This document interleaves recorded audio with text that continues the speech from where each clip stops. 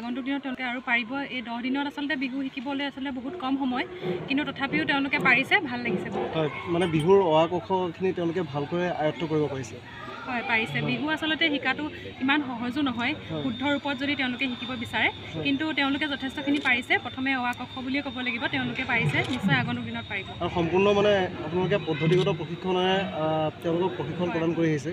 হয় হয়, সম্পূৰ্ণ পদ্ধতিগত, যেনেকৈ নাচিব লাগে, যেনেকৈ আচলতে ভংগীমাবিলাক শুদ্ধকৈ আচলতে দিব লাগে, সেইখিনি আমি যিমান পাৰিছোঁ শিকাইছোঁ, তেওঁলোকে লৈছে। সৰ্বপ্ৰথমে আপোনালোকৰ নিজৰ যোগেৰে মই অসমবাসীলৈ আগন্তুক ৰঙালী বিহুৰ আগতীয়াকৈ শুভেচ্ছা জনাইছোঁ। লগতে আমি টাইমছৰ গোলাঘাট মহকুমা সমিতিয়ে আপোনাৰ 17 তাৰিখৰ পৰা 26 তাৰিখলৈকে আমি এখন বিহু কৰ্মশালা আয়োজন কৰা হৈছিল। ইতিমধ্যে আৰু আমাৰ 2টা দিন আছিলে। মঙলবাৰলৈ আমাৰ সামৰণি অনুষ্ঠান আছে। এতিয়া মানে দেখা পাইছোঁ যে আমাৰ এই অঞ্চলৰ আশে পাশে থকা যিমানখিনি গাঁওসমূহৰ ছোৱালীবিলাক আছে বা আমাৰ যিখিনি ল'ৰা ছোৱালীবিলাক আছে, তেওঁলোক সকলোৱে আহি পেলাই আমাৰ ইয়াত যি আপোনালোকে দেখিছে যে তেওঁলোকৰ হৈছে বহুত উৎসুক। তেওঁলোক আহি পেলাই ইয়াত মানে এই আমাৰ কৰ্মশালাত আহি পেলাই তেওঁলোক আহি পেলাই যে ইয়াত বিহু নাচ শিকিছেহি। আমি হুদৰ টাইমছত হৈছে আমি গৌৰৱ কৰিছোঁ, কাৰণ উঠি অহা প্ৰজন্মক যদি আমি কেনেবাকৈ আগুৱাই নিবলৈ হ'লে মানে আমি বিভিন্ন ধৰণৰ অনুষ্ঠানবিলাক আয়োজন কৰি আহিছোঁ।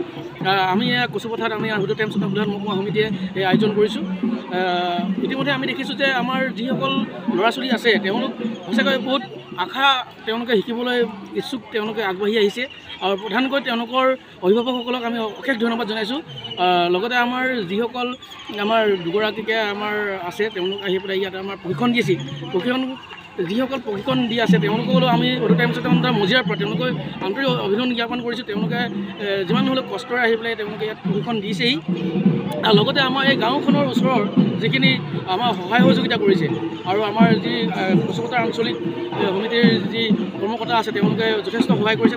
তেখেতলোকেও আমি অশেষ ধন্যবাদ জনাইছোঁ। আৰু লগতে সুদূৰশেষত আমাৰ হুদৰ টাইমছত মজিয়াৰ পৰা আমাৰ আৰু লগতে নিজৰ থোৰেদি আমাৰ অসমবাসীলৈ পুনৰবাৰ ৰঙালী বিহুৰ শুভেচ্ছা জনাইছোঁ। আচলতে কিমান ছাত্ৰ ছাত্ৰীয়ে অংশগ্ৰহণ কৰিছে? ইতিমধ্যে আমাৰ 250 ছাত্ৰ ছাত্ৰী আছে। 250 ছাত্ৰ ছাত্ৰী আহি পেলাই আমাৰ ইয়াত আহিছে।